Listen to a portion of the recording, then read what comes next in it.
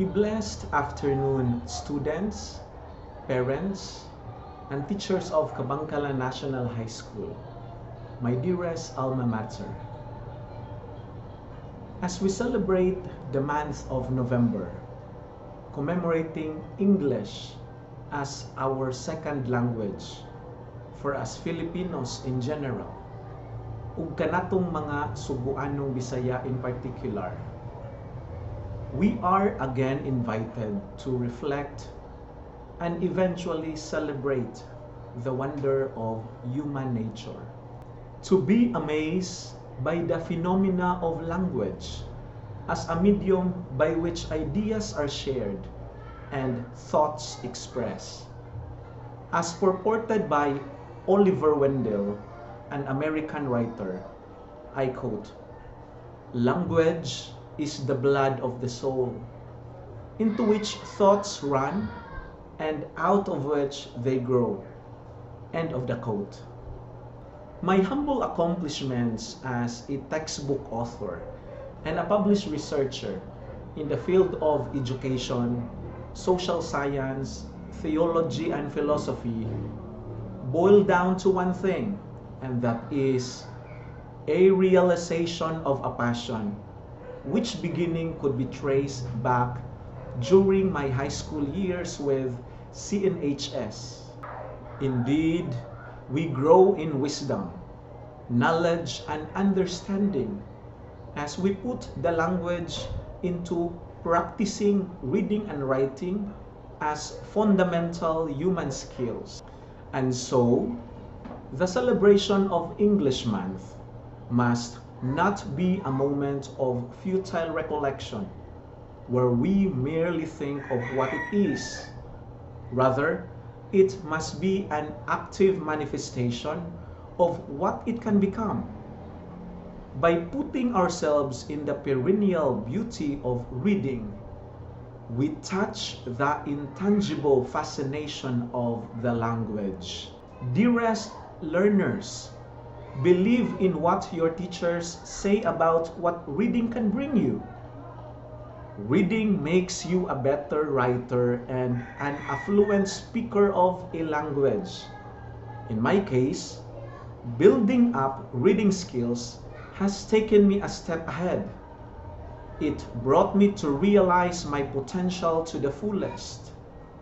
Let me share with you a snippet of how I move up the ladder towards self-improvement.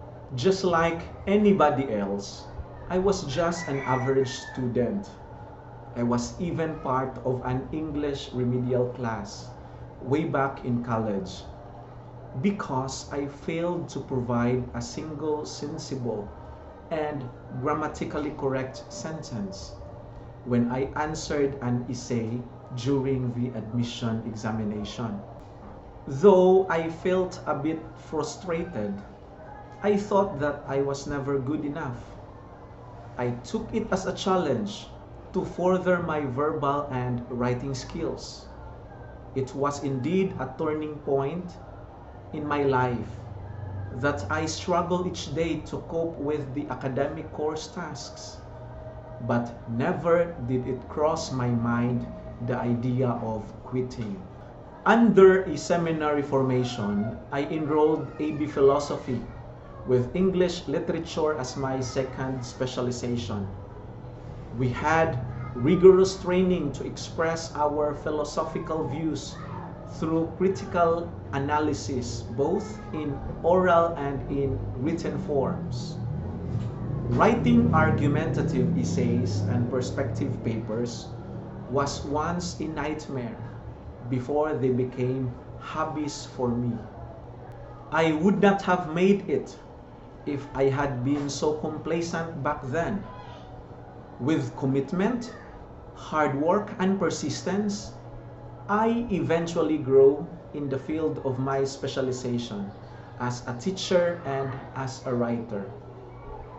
Currently, I have co-authored a reference book on personal development for senior high school under Lorimar Publishing House. And I have written more than 15 peer-reviewed scientific papers published in highly reputable journals, including Oxford University. I also have presented scientific papers at the national and international levels, and I have been invited as a resource person and a consultant for values education, guidance and counseling, professional education, among others. To sum up, building virtues and values, as well as the habituation of reading, help shape my identity. When we read, we decide who we want to become. Before the advent of the internet, books were the only sources of information and knowledge. Books contain the collective wisdom of times immemorial. The more we read, the more we will learn about the world and the people in it. One of the greatest benefits of reading is that it helps us unfold our understanding of the world and our rightful place therein. Thus, as we commemorate English Month, I hope that you may see the value of reading and patiently wait for its exciting enterprise that could bring you forward. However, reading also makes you humble. The more you read, the more you realize how little you have.